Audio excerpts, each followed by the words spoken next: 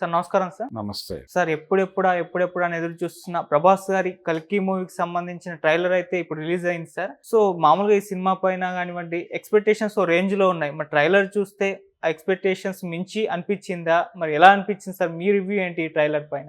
అంటే తెలుగులో ఇప్పటివరకు వచ్చిన సినిమాల్లో హ్మ్. ఇది చాలా హై ఎండ్‌లో తీశారు అనేది అర్థమవుతుంది. మార్వెల్ సిరీస్ అవును. హాలీవుడ్‌లో చూసాం మనం. దాదాపు ఆ రేంజ్‌లో వెళ్ళారు. అంటే 700 సంవత్సరాల టైమ్ జర్నీ లాగా అనిపించింది ట్రైలర్. అంటే వాళ్ళు మొదటి నుంచి చెప్తున్నారు ఇది. ఎప్పుడైతే ఈ కాల ప్రయాణము అన్నారో సంగీతం గారి అడ్వైజర్స్ తీసుకున్నారు అక్కడే. ఓకే. ఆయన టైమ్ మిషన్ మీద కొంత వర్క్ చేసున్నాడు గతంలో. అలాగే ఆయన ఆ రోజుల్లో చేసినటువంటి 'ఆదిత్యకి' సీక్వెల్ చేయాలనే ఒక ఆలోచన కూడా చేశాడు ఆయన. తర్వాత అది ఏ కారణం చేత ముందుకెళ్ళలేదు. అయితే అలా ఆయనలో ఉన్నటువంటి ఆలోచనలు ఇవన్నీ కూడా వీళ్ళు కొంత డ్రా చేసి నాగశ్విన్ ఆయన సహకారంతోనే ఈ కథని డిజైన్ చేశాడు 'కల్కి'. ఈ డిజైనింగ్లో ఒకటి ట్రైలర్ చూసినప్పుడు ఇప్పటివరకు ప్రభాస్ చేస్తున్నటువంటి సినిమాలు, అది 'సలార్' కావచ్చు, మరొకటి కావచ్చు, ఒక డార్క్ షేడ్లో నడిచినాయి. అవును. ఇది బ్రైట్గా ఉంది.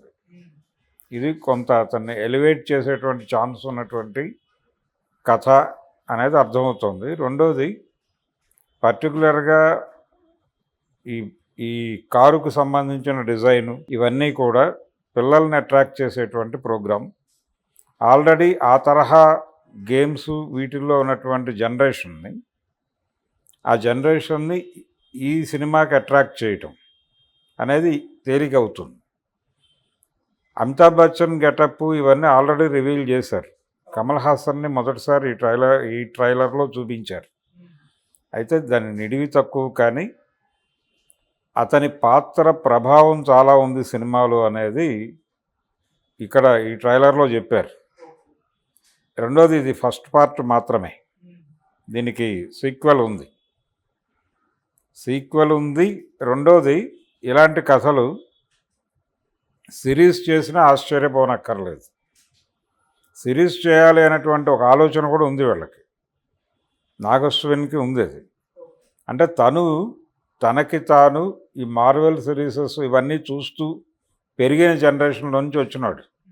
ఈ ఐరన్ మ్యాన్లు ఇవన్నీ వీటితో ట్రావెల్ అయినటువంటి క్యారెక్టర్ అది. అందుకని అతని దృష్టి అక్కడ ఉంది.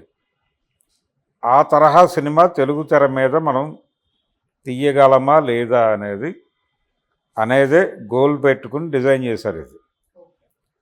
అందులోకి ప్రాజెక్టుకి అవసరము, అలాగే మార్కెట్ అవసరం.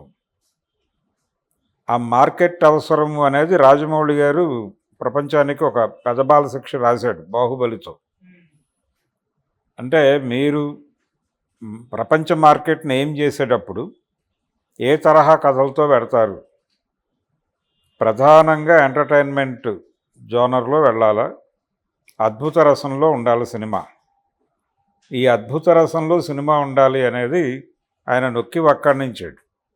థియేటర్ల వ్యవహారంలో కూడా థియేటర్లకు జనాలు రావట్లేదు అనేది గొడవ ఒకటి జరుగుతోంది కదా. అవును. థియేటర్కల్ ఎక్స్పీరియన్స్ అనేటువంటి పదం వాడాడు రాజమౌళి. థియేటర్కల్ ఎక్స్పీరియన్స్ పొందే సినిమాలకి, అంటే అది ఫోన్లోనో లేకపోతే ఇంట్లో ల్యాప్టాప్లోనో ఈవెన్ హోమ్ థియేటర్లోనో చూసి అనుభూతి చెందేటువంటి కంటెంట్ కాదు ఇది. ఇది థియేటర్లో చూస్తే మాత్రమే ఆ తరహా ఎమోషన్ వస్తుంది, ఆ తరహా ఎక్స్పీరియన్స్ వస్తుంది, ఆ తరహా అనుభవం వస్తుంది అనేది అనిపించాలి ఆడియన్స్కి. అప్పుడు మాత్రమే థియేటర్కి వస్తారు అని చెప్పాడు ఆయన. ఈ గ్రామర్ని వీళ్ళు అడాప్ట్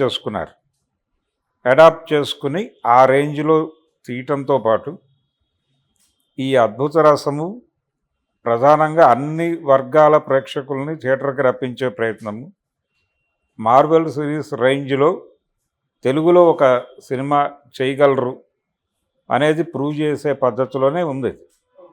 ట్రైలర్ డిసప్పాయింట్ చేయలేదు.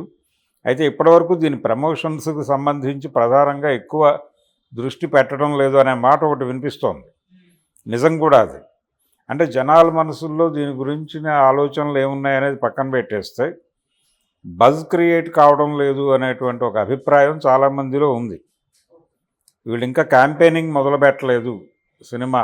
యాక్చువల్గా ఇది మే నెలలోనే పడిపోవాల్సింది, మే 9 రిలీజ్ కావాల్సిన సినిమా.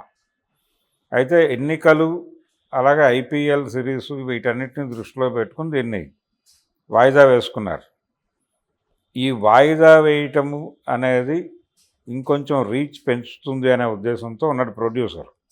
ఆయన మే 9 ఆయనకి సెంటిమెంట్గా కలిసి వచ్చిన రోజు. జగదేక వీరుడు, అతిలోక సుందరి అలాగే మహానటి ఆ టైంలో రిలీజ్ అవడంతో అది కలిసి వచ్చిన డేట్ అనుకున్నాడు ఆయన. సరే ఇప్పుడు పోస్ట్పోన్ అయింది. ఈ సినిమా డిసప్పాయింట్ చేయదు అనేటువంటి భరోసాతో ఉన్నాడు ఆయన, అశ్విని దత్.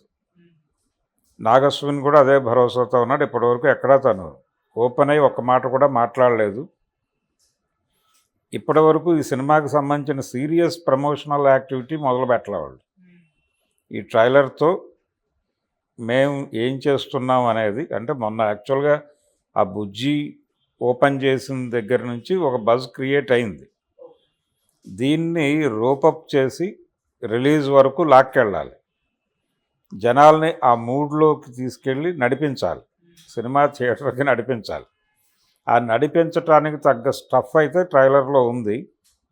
నెమ్మదిగా ఇక్కడి నుంచి మొదలుపెట్టి వీళ్ళు ప్రీ రిలీజ్ ఈవెంట్స్, ఆ ఈవెంట్స్లో వచ్చేటువంటి కంటెంటు ఇదంతా ఇక్కడి నుంచి మొదలవుతుంది. వాళ్ళ ప్రచార పర్వం మొదలైంది. దీన్ని ఏ లెవెల్లో ఎంత ఎఫెక్టివ్గా తీసుకెళ్తారు అనే దాని మీద సక్సెస్ ఆధారపడి ఉంటుంది. రిలీజ్ అయిన ట్రైలర్ అయితే అన్ని క్యారెక్టర్లని చూపించడంతో పాటు ఒక యుద్ధంలో, ఒక మహాయుద్ధంలో పాల్గొని ఆ యుద్ధంలో బతికిపోయినటువంటి అతి కొద్ది మంది వీరుల్లో ఒకటిగా అమితాబ్ క్యారెక్టర్ని చూపించి ఆ క్యారెక్టర్తో ఒక డైలాగ్ చెప్పించారు. నువ్వు ఒక మహాయోధుడికి జన్మనివ్వబోతున్నావు అని ఓ డైలాగ్. అంటే అది హీరో జన్మ వృత్తాంతంగా తీసుకుంటే అక్కడి నుంచి ఈ జనరేషన్కి కనెక్ట్ చేయటం, అంటే 700 సంవత్సరాల టైం ట్రావెల్లో ఈ మధ్య మనం అనేక సినిమాలు చూస్తున్నాం ఈ తరహా కథలతో. అంటే 3-4 టైం లైన్స్లో కథలు నడుస్తాయి. ఈ 3-4 టైం లైన్స్లో నడుస్తున్న కథల్ని ఒకే ఆర్డర్లో చూపిస్తారు వీళ్ళు. ఒక కన్ఫ్యూజన్ క్రియేట్ అవుతుంది ఆడియన్స్కి. టెనెట్ ఇలాంటి సినిమాలు వచ్చినాయి కదా ఈ మధ్య. దాని ఇన్స్పిరేషన్లో తెలుగులో కూడా తీసే ప్రయత్నం చేశారు. 3-4 టైం లైన్స్లో ఉన్నటువంటి కథల్ని ఒకే దీనిలో పెట్టి జనాలకు, ఒకే క్యాప్సూల్లో పెట్టి జనాలకు అందించడం అనే ప్రోగ్రాం. ఇందులో ఆ తరహా ధోరణి ఉంది అనేది కనిపిస్తోంది. అంటే వాళ్ళు టైటిల్ పెట్టడంలోనే ఆ విషయం చెప్పారు ప్రపంచానికి. ఈ 700 సంవత్సరాలు ఎలా ఉంటుంది జీవితం, అప్పుడు ఎలా ఉంది, ఇప్పుడు ఎలా ఉంది. అంటే మహాభారత కాలాన్ని తీసుకుని అక్కడి నుంచి ఈ జనరేషన్కి కనెక్ట్ చేసి ఒక మహా కథ చెప్పే ప్రయత్నం చేస్తున్నాడు అతను. ఇందులో పెద్ద కాంట్రవర్సీసు వాటికి అవకాశం ఉండదు డెఫినెట్గా. ఆ జాగ్రత్త నాగశ్విన్ తీసుకుని ఉంటాడనేదే నా ఉద్దేశం. అంటే గతంలో కూడా రాజమౌళి కూడా ఇలాంటి జాగ్రత్తలు చాలా తీసుకుంటాడు. అతను యమదొంగ తీసినప్పుడు దాని మీద యమగోళ ప్రభావం ఉంటుందేమో అనుకున్నారు చాలామంది. అంటే Yamagola political drama, political satire. Present society మీద వీళ్ళు ఏమన్నా సెటైర్ వేస్తారేమో అనుకున్నారు, కానీ అటువంటి ప్రయత్నం ఏం లేదు. పూర్తి అద్భుత రసంలోనే నడిపాడు ఆయన. ఎన్టీ రామారావు గారు చేసినటువంటి ప్రయోగాలు చేసే ప్రయత్నం చేయలే. అలాగే ఈ కథలో కూడా ఈ కంపారిటివ్ స్టడీలో ఒక పొలిటికల్ డ్రామా నడపడానికి అవకాశం ఉన్నప్పటికీ నాగశ్విన్ ఆ చొరవ తీసుకొని ఉండడు అని నేను అనుకుంటున్నాను. ఎందుకంటే ఇది యూనివర్సల్ అప్పీల్కి వెళుతున్నటువంటి కథ. ప్రజెంట్ సొసైటీ, సమాజము, దీనిలో ఉన్నటువంటి బంధనాలు, మార్కెట్ ఎకానమీలో మారిన జీవితాలు. కనీసం ఆదిత్యలో ఆయన చెప్పే ప్రయత్నం చేశాడు కొంత. ఆ ప్రయత్నం కూడా ఇందులో జరిగినట్టు ఎక్కడా కనిపించలేదు. ఇది పూర్తి ప్యాసివ్ సినిమాగానే ఉండబోతోంది. జస్ట్ ఎంటర్టైన్మెంటు, థియేటర్లోకి వెళ్ళినటువంటి ప్రేక్షకులు పూర్తి స్థాయిలో ఎంటర్టైన్ అయ్యి అలాగే ఎమోషనలైజ్ అయ్యి బయటకు రావాలా, వచ్చే పద్ధతిలో కంటెంట్ డిజైనింగ్ ఉంది అనేది ఒక ప్రామిస్ అయితే ఈ ట్రైలర్ ద్వారా ఇచ్చారు వాళ్ళు. అశ్విని దత్తుని డెఫినెట్గా గతంలో ఆయనకు ఒక చేదు అనుభవం ఉంది ఇలాంటి ప్రయోగం చేసి. ఆ చేదు అనుభవం ఈసారి పునరావృతం కాదు అనే భరోసా అయితే ఈ ట్రైలర్ ద్వారా నాగశ్విన్ అశ్విని దత్తుకి ఇచ్చాడు. కాబట్టి ప్రభాస్కి కూడా బాహుబలి తర్వాత సీరియస్ హిట్ లేదు. అంటే ఆయన చేసిన సలార్ సినిమా కొంత నిలబెట్టింది తన ఇమేజ్ని, కానీ అది కొంత మేరకే. సలార్ 2 ఇంకా అంటే దాని మీద వచ్చినటువంటి విమర్శలతో దీన్ని ఇంకొంచెం బ్రైట్ చేసే ప్రయత్నం. పుష్ప ఎలాగైతే పార్ట్ 1కి డివైడ్ టాక్ వచ్చి పార్ట్ 2 కోసం కష్టపడ్డారు, ఇప్పుడు అక్కడ కూడా అదే ప్రయత్నం జరుగుతోంది, అదే కథ రిపీట్ అవుతోంది. అయితే ఈ ఆకలి ఉంది అతనికి, అతని రేంజ్ గ్లోబల్ హిట్ పట్టలేదు అనేది. ఆ గ్లోబల్ హిట్ కొట్టేటువంటి ఛాన్సెస్ ఈ సినిమా ద్వారా ఉన్నాయనేది అయితే అర్థమవుతోంది. ప్రభాస్కి కూడా ఇది చాలా బ్రైట్ ప్రాజెక్టే. ఈ సినిమా డెఫినెట్గా సక్సెస్ అవ్వాలి అనేది అనుకుందాం. ఎందుకంటే ఒక ఇంటర్నేషనల్ స్టాండర్డ్స్లో సినిమా చేసే ప్రయత్నం బాహుబలితో మొదలైంది. ఆ తర్వాత ఆ తరహా కథలు వచ్చినప్పటికీ ఆ తరహా సినిమాలు తీయటానికి రకరకాల ప్రయత్నాలు జరిగినాయి. బాలీవుడ్లో బ్రహ్మాస్త్ర అనే ప్రయోగం, ఇవన్నీ కూడా వర్కౌట్ అవ్వలేదు. విపరీతంగా ఖర్చు పెట్టారు, విపరీతంగా ప్రమోషన్ చేశారు, కానీ వర్కౌట్ అవ్వలేదు. థియేటర్లో కూర్చున్నటువంటి ప్రేక్షకుడిని ఎంటర్టైన్ చేయడంతో పాటు ఎమోషనలైజ్ చేయడంలో ఫెయిల్ అయినాయి. కొంత లాజికల్గా కనెక్ట్ అవ్వాలి.